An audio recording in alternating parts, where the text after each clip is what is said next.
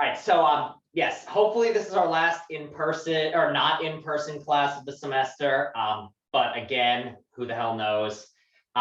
Those of you who are either here live or are going to be watching this later and are having flooding problems or anything that happened with your house or your life thanks to all the rain last night, give me a second as I murder a mosquito. All right, sorry, there was a mosquito and it had to die. Feel free to reach out to me and we can figure out if you need any sort of extra assistance, or if you know you're not going to be able to make it because subways aren't running well in your area or anything like that. Feel free to just reach out to me. We'll work something out. There will be recordings going up of at least one of my 2 sessions going forward. So again, don't stress too much if something came up. And for everybody, I hope you and your house and your family are all safe and dry-ish. Any business questions on that stuff to start? All right, then a couple other business things. One, homeworks are graded. I'm going to send them back to you. If you turned it in already, just know you got a 100, so you have nothing to look at. I have all your emails now from those. And so that's what I emailed you with today. And so you should at this point be getting emails on your preferred email account. Other business things. So starting tomorrow, CUNY is off for, I guess, 4 days for some combination of Labor Day and Rosh Hashanah. So just be aware in terms of, I'm not sure how many, but I'm not sure what status tomorrow is, but I know Monday, Tuesday, Wednesday are all off. So just check your CUNY calendars and know that we will not be having class on Tuesday. You will not have anything due on Tuesday. The next time you see me and we'll have something due is next Thursday. And again, though, because everything's crazy, just if something comes up, let me know. Any other questions? And either way, I will email everyone come next Thursday about where we'll be meeting. Odds are it will be in person, as I said, but there's always an off chance that they still haven't fixed plumbing or sewers or anything like that, and therefore we have to meet online again. All right. Any last questions there? All right. In that case, we are going to jump into the topic from today. And the topic for today is, work over here for a second. Arguments, premises, conclusions. So here's our topic, but rather than jumping straight into these 3 things and discussing them, I want to kind of approach them from what we talked about last time. Because I've often found in the past, just jumping in and saying, this is what philosophers or logicians mean by an argument, it makes them sound like some sort of weird magical thing, and it's not really clear what the hell we're talking about.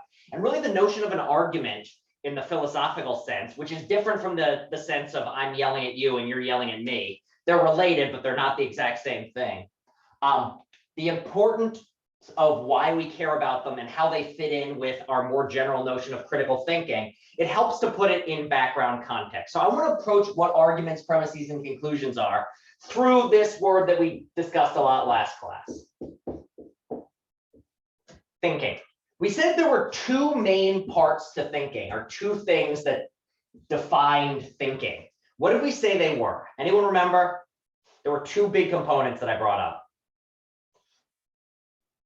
I believe one of them was the brain or the mind. Yeah, so one of them is that thinking is a mind or mental thing. And then what was the other one? It wasn't an object, it was when you're thinking, you're, oh, Anna. Action? Yeah, it's an action or activity. So these 2 things together will allow us to understand what this notion of an argument and everything else is. So let's unpack this a little bit more. Now, actions. What do actions do? So, and I mean this in the most general sense. I'm going to perform an action right now. No, that didn't work well. All right, here's an action. This works better in person, but does everyone see what I'm doing here? Can you see the marker? Yeah, I am doing an action. What is one thing that's happening because of it, Jaleel? You're you're just moving, right? Or It's moving. And what would we say? Why, if we were to ask, why is it moving? What would we say in that place? If I say, why is it moving? What will you say? I would say because you are controlling your arm, right? Yeah, I'm controlling it. Or another way, I am causing it to happen. So this notion of an action is important because actions cause other actions. For those of you who remember your physics, every action has an equal opposite reaction. Or your Hamilton.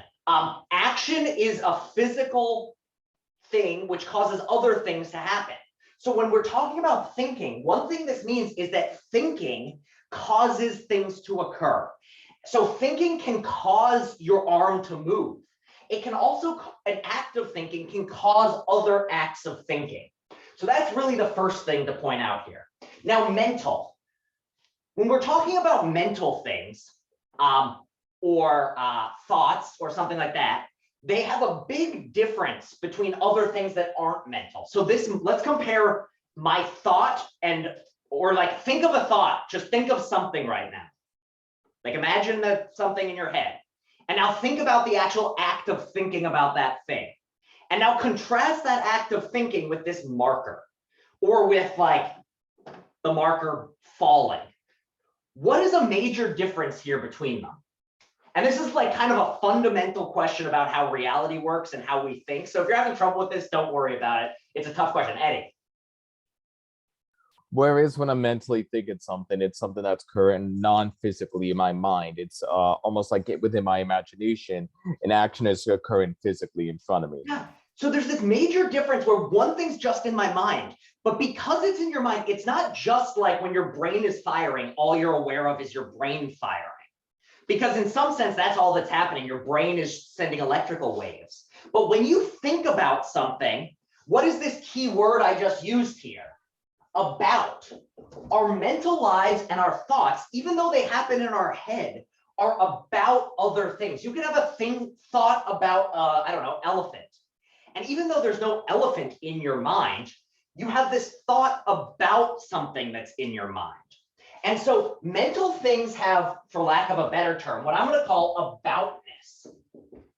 When you have a thought, it's not just like this marker is not about anything. If I ask you what's the marker about, it makes no sense. If I ask you what are you thinking about, you can tell me what it is. And when you say that, what you're describing is what way the world could be that you're currently imagining or representing in your mind. So if I tell you, think of a pink elephant, you're having a thought about a pink elephant. If I give you a rock and ask you what's this rock about, there's not an answer. If I give you a book and ask you what the book's about, you will tell me about the characters which were created by an author who had in their mind some characters. So again, any type of aboutness is a mental sort of thing. So does everyone understand just these basic ideas of if thinking has aboutness and it's an action?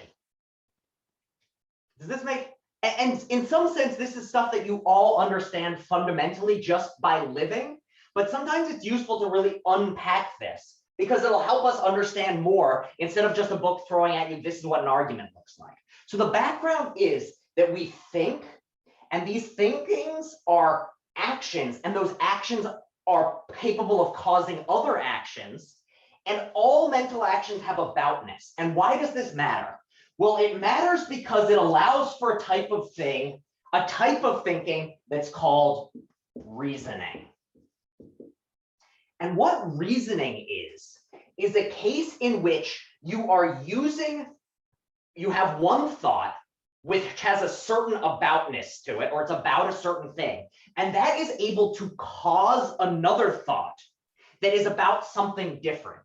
And what reasoning is fundamentally is the act of gaining new information about the world by having new thoughts or new acts of thinking caused by old ones, and for the contents of what you're thinking to be brought about. It's almost like you have a new thought content that is caused by old thought contents. So what do I mean by this?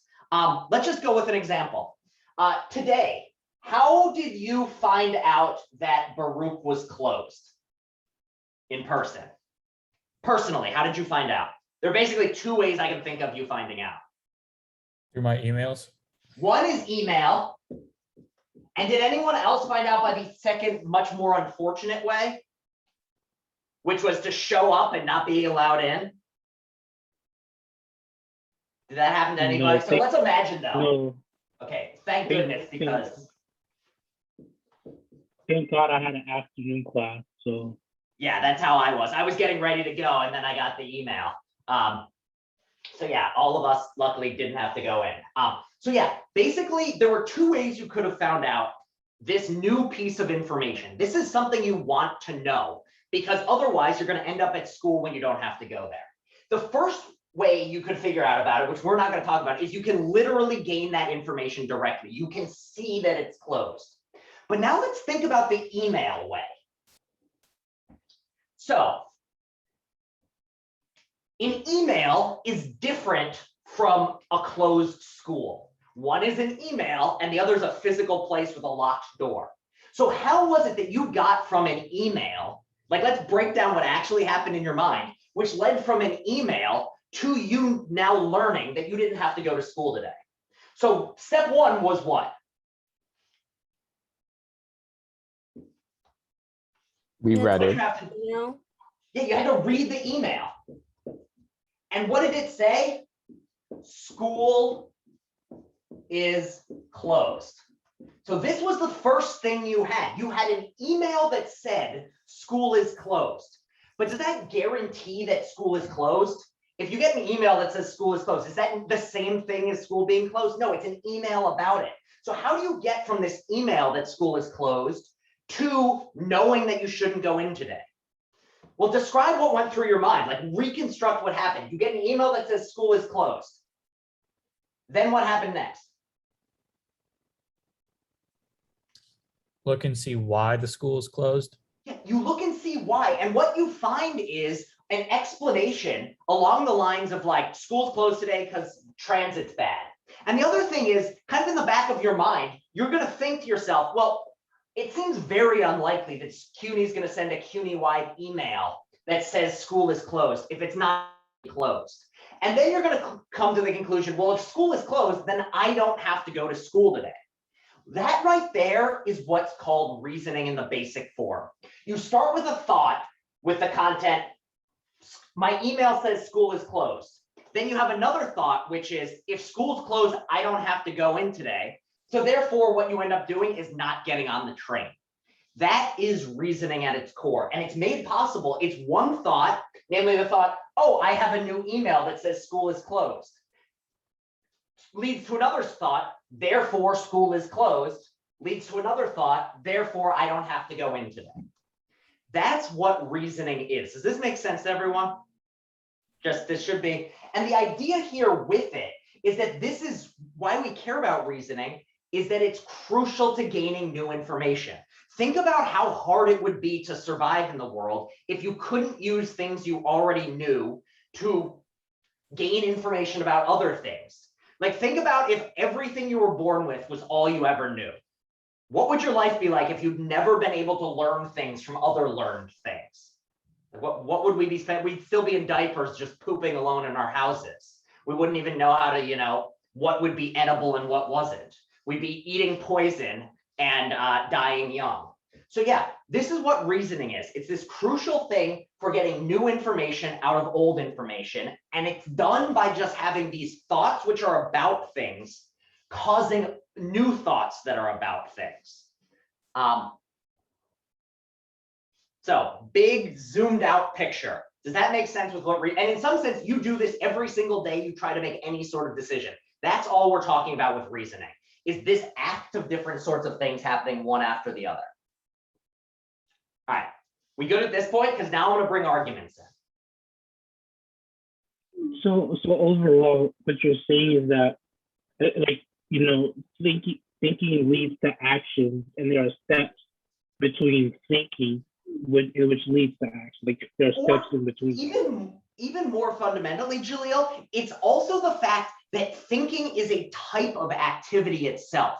Like you can't just, if you shut your mind off completely, like if you take a hammer and hit yourself over the head until your brain breaks, you can't think because thinking is an activity.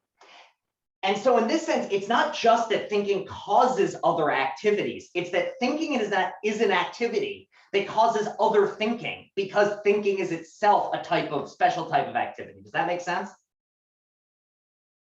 Yeah, totally, totally get it. Yeah. And then of course, on top of that, your thinking can cause your body to move as well. But there's just a sense in which thinking, maybe it's better to say activity instead of action. It's something that you have to do. It's not something that happens to you. You aren't thought upon. I mean, other people can have thoughts about you, but you do the thinking. And the key is that thinking can cause other thinking. And this is what is kind of meant by a stream of consciousness or train of thought. So when someone's talking about a train of thought, what do they mean?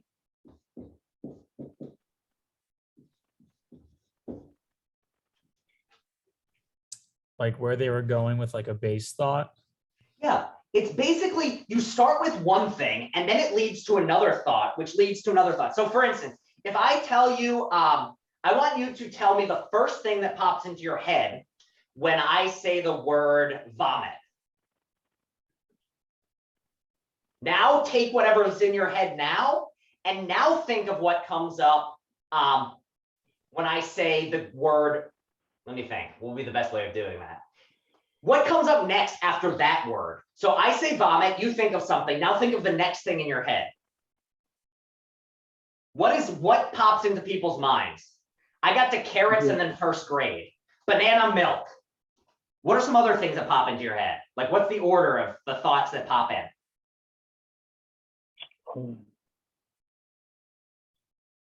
Gross. Gross, and then what comes next? Bathroom. Bathroom. Okay, this is what I mean by train of thought. And what this just is one thought causing another thought to happen, causing another thought. And so what reasoning is a special type of thinking like this, where it's not just like pointless. It's when the goal is to get you new information that you couldn't have gotten before. And the reason that this matters is because the aboutness of a thought means that it's able to be true or false. So what do we mean by something being true? It's just the way you imagine it or the way you think it is actually the case. And for something to be false is just for the way you imagine it to not be the case. So for instance, if you think that dogs are mammals, that's true. And it's true because the content of your thought corresponds to something in the world. And if you think that dogs are robots from Mars or that birds are government surveillance drones, then that's false because birds aren't really government surveillance drones. And now, with this in mind, what the point of arguments is all an argument is a description of a line of reasoning.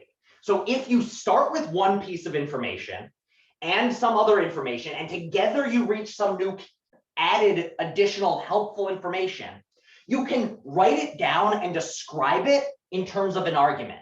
And it's the same thing as if you're cooking something and you write down each step you do, and at the end you have a meal and you describe the meal, you are putting into words the step-by-step structure of how you cooked. And all an argument is a description of a line of reasoning. So for instance, to go with the one today, email says college is closed. 2, email from CUNY doesn't usually lie.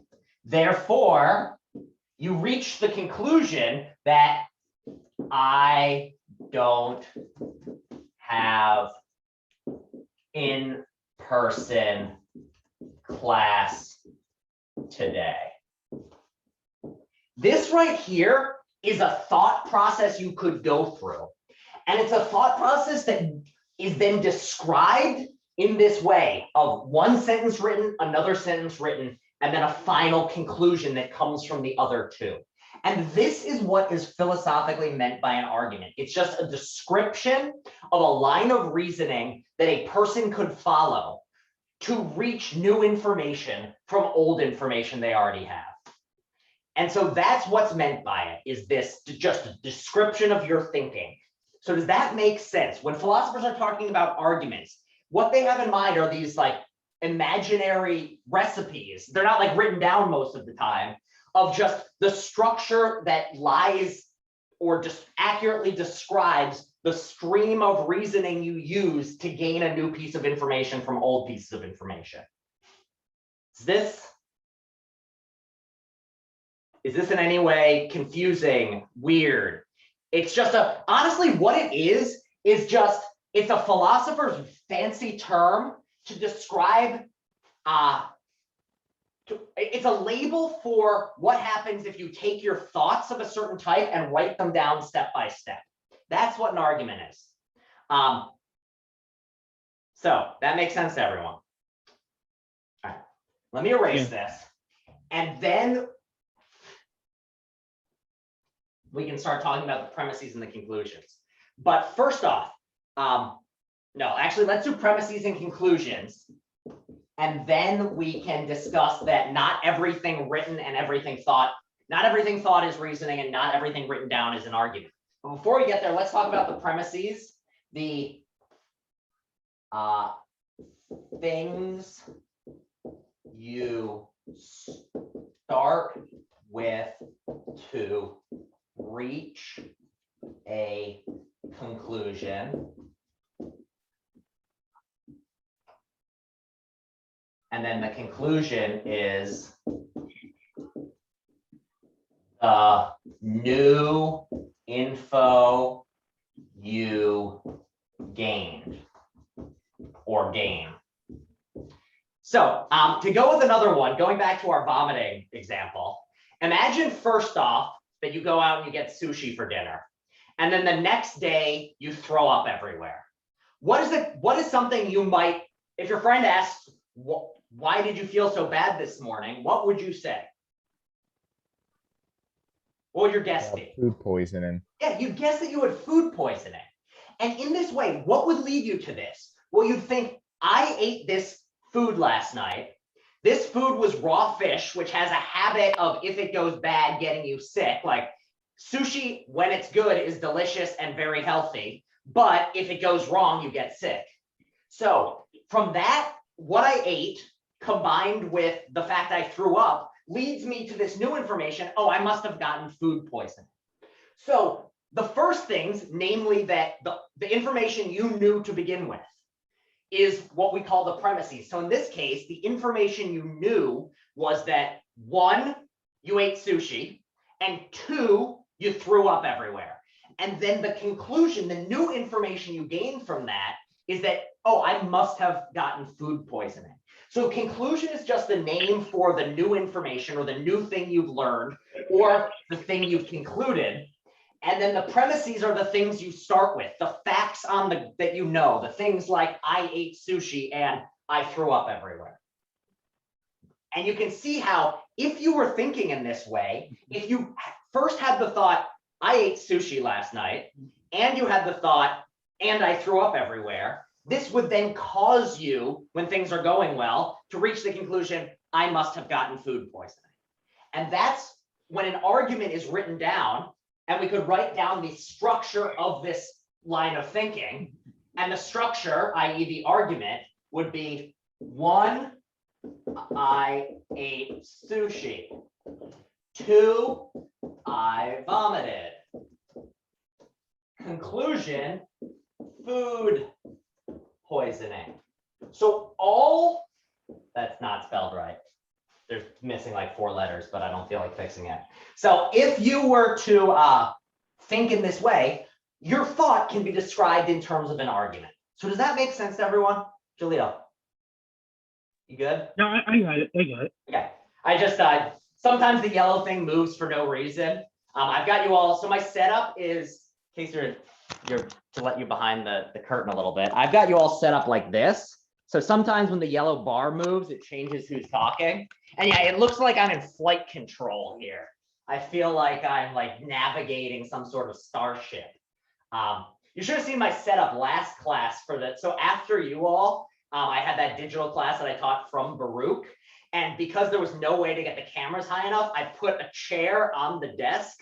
And so I just had a laptop on a chair and then another laptop under the chair that was on the desk. It was a real fun time. So yay, digital. But yeah, so this is just an argument. An argument is just a description of a way of thinking. And now, some caveats about arguments in general. So arguments are things that because they're a type of thinking, you can, and it's just the structure of the thought or the way of thinking would get there. An argument is something that can appear in many forms. It can be spoken about. It can be written down. It can merely be thought about. So if I think this is a stupid argument and I just think it in my head, then I'm still interacting with the argument. An argument is not necessarily something that's written down. It's kind of like a book where in the sense of you can have a book read to you by audiobook. It's the same book as what you read on the page. It's the same thing. It somehow like can be manifested in many different forms.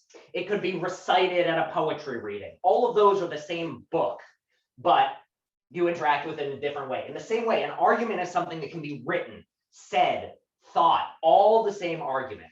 And then the other thing is not all thinking is reasoning, and therefore not all strings of sentences either in your head or written down is going to be an argument. So what are some other types? So if reasoning is specifically the type of thinking in which you're gaining new information from old information, what are some other types of thinking that wouldn't count as reasoning? I have a writing that wouldn't count. Eddie, and then Luis. What would you consider as brainstorming? Brainstorming is a really good one. Brainstorming is not an argument. Brainstorming is basically just to put ideas on a paper. So when you're just thinking of something, it is not reasoning because when you're just like brainstorming, all you're doing is just things pop into your head. If you were then to take those and try to reach a new conclusion, that is reasoning. But at first glance, just having things pop into your head as a brainstorming session, then yeah, that is not reasoning. Good one. Kevin says daydream. That's another type. When you're just sitting there thinking about things and just imagining them, not reasoning, because you're not trying to gain new information. You're just kind of floating around. Eddie, what were you going to say? I'm gonna play video games. Just Yeah, that's another one. That's just a statement of fact. A straight up statement of fact by itself is not reasoning. It's only reasoning when you take things that you believe. Another thing is just description or telling a story. If I describe to you what I did today, that's not an argument. What I'm giving you is not an argument. Or yeah, I'm hungry. Just stating I'm hungry by itself is not an argument. It's not reasoning. Now, however, these very same sentences can be contained as part of an argument. If you instead come to the conclusion of, if you were to say a sentence like, I haven't eaten in 3 days, my stomach is on fire, therefore I'm hungry. That would be a very strange thing to say because like you usually know you're hungry. You don't have to reason through it. Your stomach's in pain. It's pretty straightforward. But in theory, you could do that. Or more accurately, how many of you have friends who get hangry? And do people know what I mean by hangry? Yeah, What's I'm the hangry? hungry one. That's Yeah, me. it's when you're so hungry, you get cranky and irritable because your blood sugar gets low. So if somebody else, you can accuse someone else of being hungry if they're being grumpy. So you say, you're being really short with me. You only get really short and rude to me when you haven't eaten in a while. Therefore, conclusion, you're hungry. That would be another way in which the same conclusion could be reached through an argument. But usually, just telling a story, stating a fact, describing something, that none of that counts as an argument. So does that make sense to everyone? And the major difference is, why is this here? Is the person, if somebody were to say this, would they be trying to gain new information from old information? Or are they just doing something else? Can it be put in such a way in terms of premises and conclusions? All right, any questions thus far on these basic sorts of things about arguments? And you can now kind of see why this word argument and the yelling at each other word argument are the same, are like, spelled and sound the same. Because oftentimes when you're in an argument of the fighting variety, you are actually employing an argument of the philosophical variety. So for instance, if you and your partner or best friend are fighting, and you're fighting because one of you says that you lent the other one money and they want it back, and you say, I didn't promise you. Well, now you're giving premises or reasons to prove that you don't owe them any money. So oftentimes one type of argument is tied in with the other. But remember that this type of philosophical argument, you don't have to be yelling at each other for it to count as an argument. It's just about thinking in a certain sense, a way of gaining new information from old information. All right.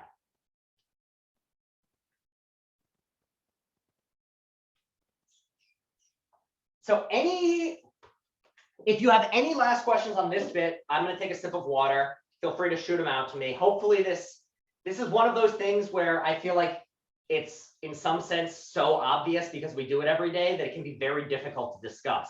Just like, have you ever tried to describe to someone how to like tie their shoes if they don't have like a shoe in front of you to look at? It's very difficult. I also finally learned how to tie my shoes right this summer. That was a big moment for me. Turns out I'd been doing it wrong, which is why I always had to double knot it. And now I can single knot and they don't come undone. It was a great breakthrough, and I'd say it saves me like 10 minutes a day. So I am gaining much of my life back. All right. So now, why should we care about arguments? Why should we care about these things, and why are we talking about them? Well, here's the basics of it. Because arguments are just the structure of how we think. Basically, thinking, and especially reasoning, is something you can do better or worse. It's something you can be good at or something you can be bad at. Or it's something we're all somewhat bad at and all of us can get better at. And so because of this, we want to be able to learn to do our reasoning better. And one of the best ways to reason better is to understand the structures that underlie our reasoning and recognize when the line of reasoning we're following is good and when it's bad. And the best way to do that is to understand some good argument structures and bad argument structures. And what makes an argument structure good, and we'll talk about this much more in the following classes, basically the idea is if you start with good information, will you get new true information? So if you start with something that's true, if you reason in a good way, you will then end up with something that is also true. And that's how you gain more information about the world. If you reason poorly, then you might start with good background information and reach a conclusion that isn't true. So for instance, to go back to our people who killed themselves eating fish tank cleaner, their line of reasoning was hydrochloroquine stops COVID. 2, I'll eat this. Conclusion, no COVID. The problem was they used hydrochloroquine in multiple ways, and so their reasoning was not good. So one of the best ways to ensure that you reach good conclusions is to learn what types of argument structures and what forms of reasoning are good ones. But before you can do that, you have to learn how to identify arguments, learn how to identify the premises, and learn how to identify the conclusions. And so that's what most of the reading was. That's what your homework's going to be. And that's what we're going to talk about for the rest of class. I don't think it'll end up taking the whole time. But basically, what I want to discuss is you come across a pair of sentences, a stream of sentences, or you think some things in your head and you ask yourself, am I reasoning or is this an argument? That's a very useful thing to do, because if you can learn to identify arguments, you can then learn to identify good ones and bad ones. And once you do that, you're going to improve your own thinking. So when you come across a stream of sentences, how do you tell whether it's an argument? Anyone have any ideas on this? Because honestly, it's less easy than you might think, but there's generally a few different ways to tell. Eddie. If it's trying to get you to believe a new piece of information that may be controversial, at least to some degree. Absolutely. So one of the main ways to recognize that something's an argument is it looks like the person, if somebody were to say this out loud, would they be trying to get you to believe something new or get you to gain a new piece of information? So one way to tell if it's an argument is, and it's kind of, and this is why it's tough, because it's in an exercise in imagination. You have to imagine if someone was saying this, or if I thought this, would I be trying to gain new information from old stuff? Or would somebody be trying to convince me of something new based on things I already know or already believe? So the first thing to do is you have to look like, would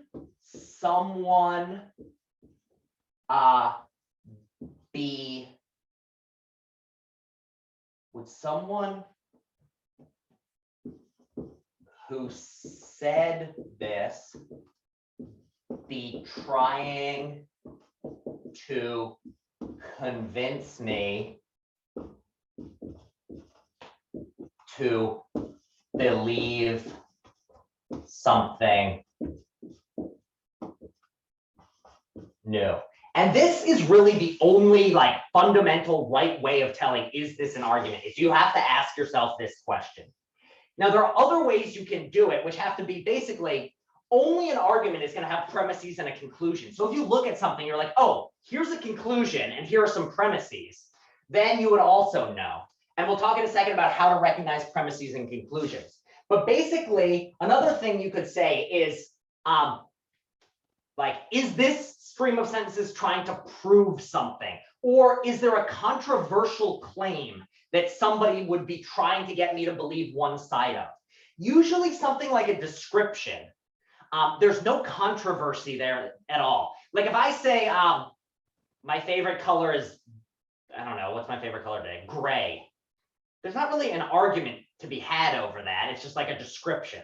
If, however, if I say something like, Joe Biden is the greatest president in the history of the United States, you could very easily have somebody argue on the other side. And so therefore, if I said something like Joe Biden is the greatest president in the history of the United States, his name is Joe, and Joes are really cool. So that right there, you might realize like, oh, this person's trying to get me to believe a controversial claim. So that's how you can recognize like, oh, this is an argument. Does that make sense? And again, we're going to do a few practices to get to have a better idea in a minute or so, but that's the general idea behind it. So in fact, let's pull some up right now. I'm going to share my screen. Let me know if you can see this. Screen share. This is basically what I'm about to share with you is what last semester's homework was. So if you want to know what this next homework, which I'm going to post tomorrow and be due next Thursday, is going to be like, it's going to be just like this homework assignment I'm about to show you, but it's going to be different problems. So can everybody see this thing? It should at the top say assignment 2. All right, cool. So can everyone see number 1? If you lose your sense of smell, is that coming through? Yes. Okay, so the simple answer then is, if an argument is a description of a line of reasoning in which somebody is trying to gain new information from old information, or is a situation in which you're trying to explain why something happened on the basis of other information you had, or you're trying to justify or explain to someone else why something is true on the basis of other things. All of this is just me restating what the definition of reasoning is. Would you say that number 1, if you lose your sense of smell, then you probably have COVID? You lost your sense of smell, therefore you probably have COVID. Would you say that this is an argument? Is this a case in which somebody is trying to get somebody else to learn new information on the basis of other information? Yes. Yes, it is. Yeah. This is an argument. This is a classic, straightforward example of an argument we'll be discussing next time. It's basically just, and then I'll talk in a second about the conclusion and the others. All right, Number 3, I threw up last night. It was very unpleasant. Is this an argument? No. No, it's not. It's just a description of what I did last night. How about I don't cook, I don't clean, but let me tell you how I got this ring. Is this an argument? I would say no. It's not an argument. It's actually part of a longer argument about why, well, you can fill in the rest if you recognize the lyrics, but this by itself is not an argument. This is just a Cardi B stating 3 facts. One is that she doesn't cook, the other is that she doesn't clean, and the other is she is starting a conversation in which she's going to describe to you how she got her ring. What about number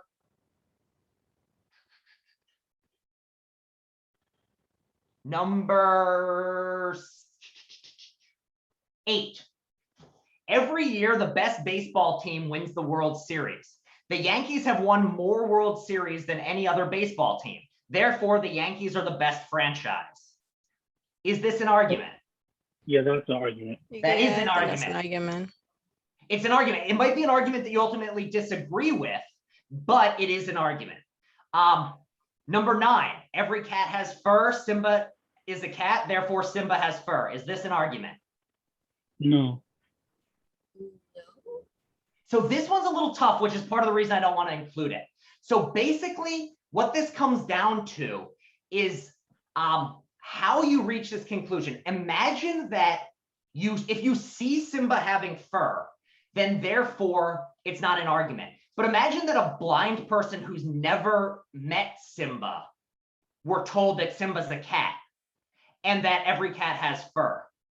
In that case, it would be an argument because the way that someone reaches the conclusion Simba has fur is not by having met him or seeing him. You have to rather use your knowledge of cats and use your knowledge of Simba or what you've been told about him to conclude that he does in fact have fur. All right, let me stop the share for a second and talk about the second bit of this homework assignment, which is going to be identifying premises and conclusions. So anytime something is an argument, it is going to have premises and it's going to have conclusions. And so once you've recognized that something is being claimed or argued for, you then have to identify what the premises and the conclusion are. And the best way to do that is to first identify what the conclusion is, and then try to sort through the rest of the sentences. So how can you tell whether something is a conclusion? And the online reading gives a few useful tests that I think are very helpful. And the book has some useful little things. So basically the way to think of these is you're trying to figure out what somebody's trying to get across to you. And you can recognize why this is an important skill.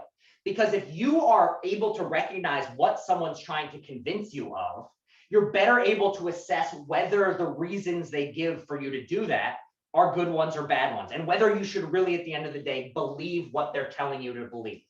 And so the best way, when you begin, you look at something, you've recognized, all right, it seems like someone's trying to prove something here. I think this is an argument. Well, then how do you recognize the conclusion? One thing, well, if anyone wants to say what these were, feel free. Otherwise, I can just list the things from the book. Eddie. Oh, you're muted. There's a lot of terminology which is used to indicate the conclusion, such as words like therefore, in summary, so on and so forth, that essentially indicate very distinctly that this is the concluding statement trying to be made. That's a really good one. And this is one of the most useful ways of identifying something. Whenever somebody's trying to get you to believe something new, they very often do it by using a term that shows like, this is what I want you to believe. And that term is very often something like therefore, or in conclusion, or all these other considerations show that you should believe that. That's like a very long-winded one. All of that shows basically this is going to be the conclusion, or all these other things prove that. These terms, and the book has some others listed, but therefore, in summary, this proves, anything like that. If these sentences, you only really, or these phrases, you only really use them if there's some new conclusion or new information that you're trying to get someone to believe on the basis of this other information. you'd only, like, it doesn't make sense to say, I went to the store, therefore the sky is blue, or I went to the store, therefore I bought groceries. I mean, that one, I guess you can imagine a situation which you use that way, or like, I tied my left shoe, therefore I went out. Like, it's weird. It makes much more sense to say something like, I hate everybody named David, therefore I hate myself. Like, that would be an explanation, and that's much more of a, that it only makes sense to use therefore. So does that make sense to some degree? And again, it'll make a little more sense in practice.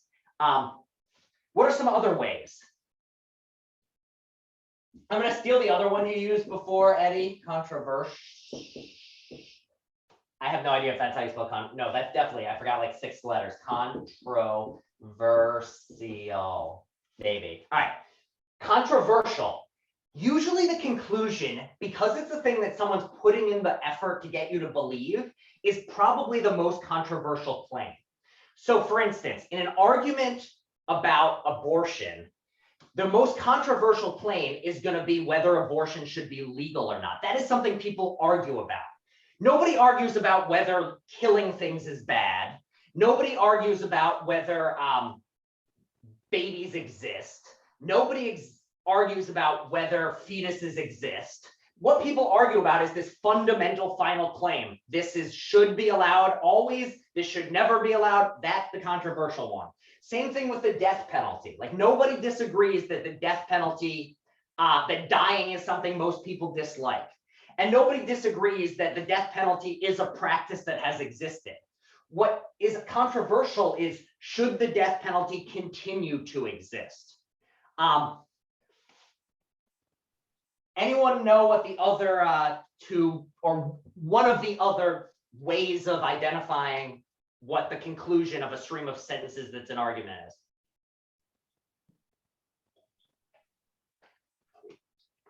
Here's another useful one.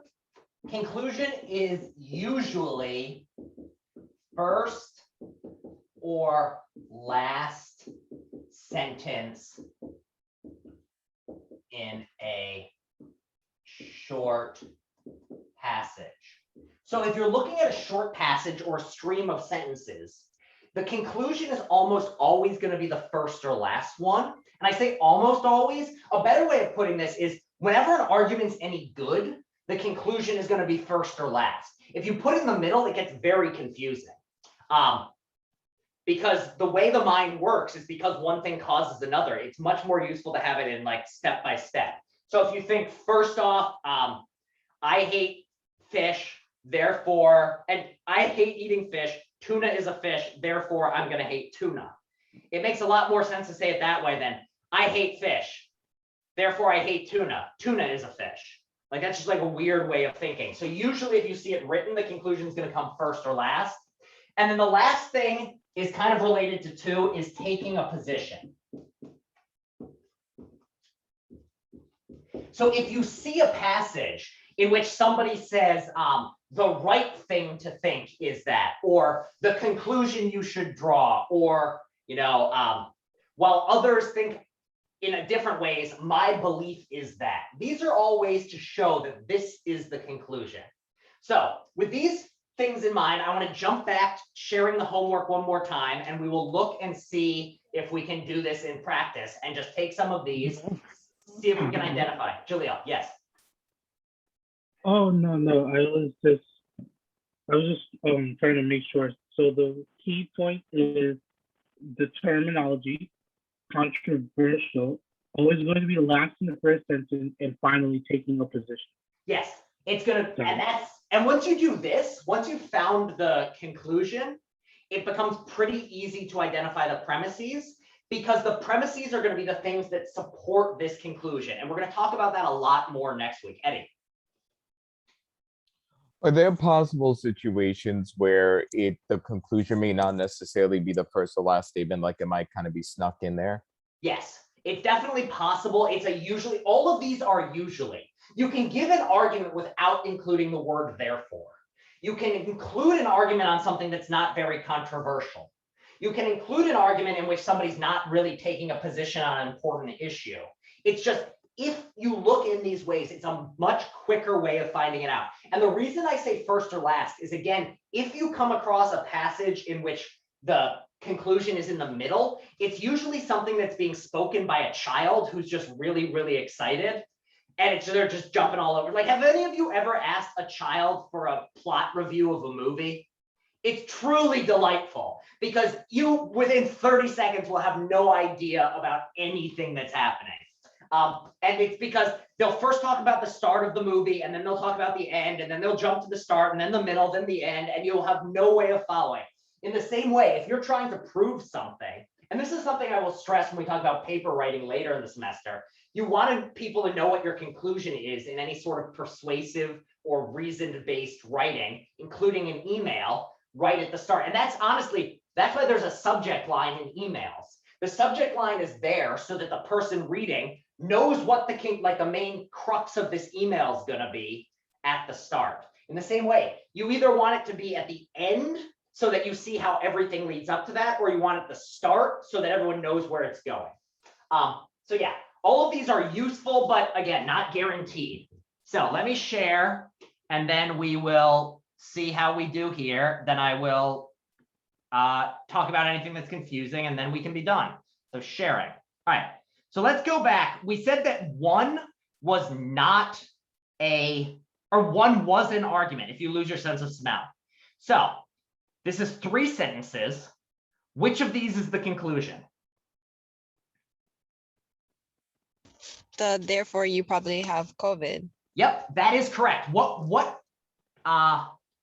ways did we use to reach this? Or how do we reach this decision that that is the correct answer? Therefore, As Eddie, I'm sorry. It's okay. no, that's okay. Go ahead. Go ahead. Therefore is the key term. Yep, one of the key terms. That's a good one. It is a key term. Another one is it's the most, in some sense, it's the most controversial. And yeah, if X, therefore X is a pretty good way of doing it. Also, though, like, you lost your sense of smell, not very controversial. It's just a description. And if you lose your sense of smell, then you probably have COVID. Again, just a description of the science. Therefore, you probably have COVID. Like that, at the very least, you could guess, maybe I don't really have COVID. But yeah, this one, the best way to tell is just the therefore. It's also the last sentence, so you can kind of tell. All right. Isn't it like justifying why you have COVID? Exactly. And that's honestly, that is, let me pause for a sec. That's really the ultimate crux here, is you are using, the point of arguments is so you can justify to yourself or to somebody else why something is true. So to think of it, and we'll discuss this more when we discuss structure of arguments, premises, basically their job is they support the truth of something else. So you can think of it almost like a human pyramid, where, like, you know, you're holding up people, or like cheerleaders are holding up other cheerleaders. The people at the bottom, the person at the top is only as stable as the ones lower down. And the ones lower down, it's their truth that supports the other one. So in this COVID one, let me share again. In this COVID one, it is because the first thing is true and the second thing is true that you could come to the conclusion that you have COVID. All right, number 2. The French were crucial to American victory in the Revolutionary War. Gunpowder was vital to American success, and without French imports, the American army, led by George Washington, would not have had enough gunpowder. So first off, is this an argument? Yes. Yes, it is. Therefore, now the next question is, what is the conclusion? And I'm including this one to be a little tricky, where a thing to Gunpowder. give me 1 second, Zaneef. The first thing to say is that let me see what was I about to say? One thing I want to highlight here is that the fact is that in long sentences, they can actually contain multiple premises. And I wanted to highlight that with this one. All right, so we have a few first sentences. Ryan had his hand, Ryan says first sentence. And yes, the answer here is actually the first sentence.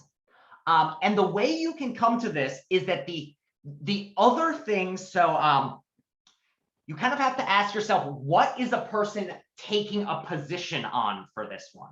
So for this one, gunpowder was vital to an American success. That's not really something that the person is arguing for.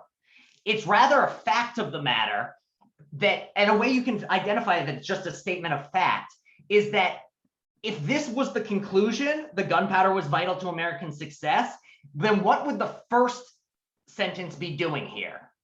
No, the point is that the first sentence, the French were crucial, is being supported by the fact that the gunpowder was vital and the French gave the gunpowder. Does that make sense? And this one was a little more confusing, but hopefully it goes better. Now, number 3 is not an argument. So therefore it doesn't have a conclusion. It doesn't have a premise. Same with the Cardi B lines. There's no premise or conclusion here because it's not an argument. Let's go with number 6. I'll give you a clue since or no, let's go 7. First off, is 7 an argument? No, it is not. It is just a description with a lot of fun rhyming words. What about 6? Is 6 an argument? Yeah, 6 is definitely an argument. It is. And then what is the conclusion? The president of the United States is the most powerful person in America. Bingo. And what gives it away? Well, there's a few different things. 1 is the therefore. 2, it's something that you could argue about. Like somebody could, these days, someone could legitimately argue that Jeff Bezos is the most powerful person in America. So the president being the most powerful person is definitely something controversial. The fact that he controls the nuclear weapons is just a fact. And it's not really up for grabs. Nuclear weapons are probably the most powerful objects in the world. And even though that one's a little controversial, it couldn't be used to support the other things. It's a premise, it's supplying information. There's also a therefore, and it's the last sentence. So this one's pretty straightforward. All right, stop share. Okay, so does anyone want me to go over any more questions, any more examples or anything? The homework is going to be basically just like what I just showed you. It's going to be just, if anything, it should be a little clearer because I've had practice writing these and I won't give as many confusing ones. If at any point you have a question about the homework, just email me. I'm happy to respond to emails, and I'm also happy if you want to meet on Zoom or something to talk about it. I'm happy to do that as well. But if at any point something comes up, just feel free to reach out. Are there any other questions on the homework or what it's going to be like? It's literally going to be this exact same format. Any other question about arguments, premises, conclusions, anything at all? So just to clarify, just basically with the homework, you just want us to see if it's an argument or not an argument. Basic 2 steps. Here, I'll even show you the instructions. 2 steps. Step 1, first say whether it's an argument or not. Then 2, if it is an argument, tell me its premises and its conclusion. That's all the homework's Okay, gonna be. gotcha. Yeah. Got it. It should be pretty straightforward. All right. If nobody else has any questions, I'm going to stop the recording and say I will see you all when? Trivia. When do I see you next? Thursday. Thursday. Good work. Yeah. All right. I will see everyone on Thursday and expect an email from me about whether we'll be in person. Assume we are going to be in person. I can't imagine the subways are still going to be completely broken a week from now. But and also for those of you who are doing something fun for Labor Day, have a good time. For those of you who celebrate Rosh Hashanah, have a good Rosh Hashanah, and I will see you all on Thursday.